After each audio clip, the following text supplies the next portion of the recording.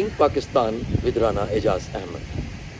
This program is going to answer a very valid question, that why the United States of America decided to go back without resolving the crisis which they were facing in Afghanistan.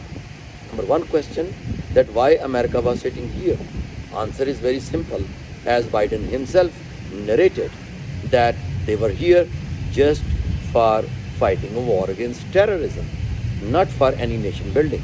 So it is very much clear that they were not interested in democracy or any other, sacred objective which they have been saying in their different narratives. Second question, why America chose this time to go out?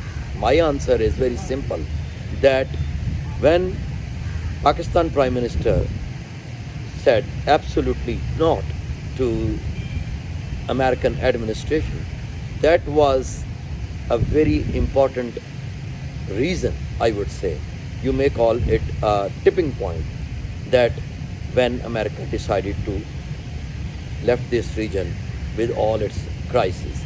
And India, on the other hand, was very much lamenting upon it, that it has to be there and American forces should stay in the region for protecting Indian interests, because India was gaining too much from the US presence in the region. They want their hegemony in the region that was going to dilute with the passage of time. On the other hand, China is very much important factor for which America was sitting here to supervise over. When China took over America in all imports and exports, so that's why now there was no reason for America to stay here.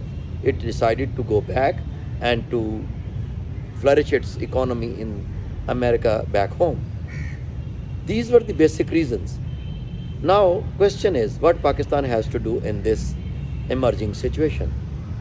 First, Prime Minister Imran Khan was saying that when America invaded in Afghanistan in 2001 after 9/11, it was not Pakistan's war, and it was just America's so-called war against terrorism. And now, when America is having a war with China, it has to be very much careful to understand one thing very clearly. Is it our war? The war between China and America. Imran Khan has to think, is it now our war that we are going to be part of it? I believe that we have to be very careful in understanding the situation. What I understand, that Pakistan is located at a lucrative geographical location. It has to dictate its terms. Previously, Pakistan did very well and said America absolutely not. And now it is China who is totally dependent upon Pakistan as far as the success of China-Pakistan economic corridor is concerned. China's all 5 other economic corridors are directly connected with this China-Pakistan economic corridor. So Pakistan have to make this corridor as an asset, not a liability for Pakistan. It is very simple that we have to dictate our terms. Global community has already accepted the superiority of Pakistan in this region.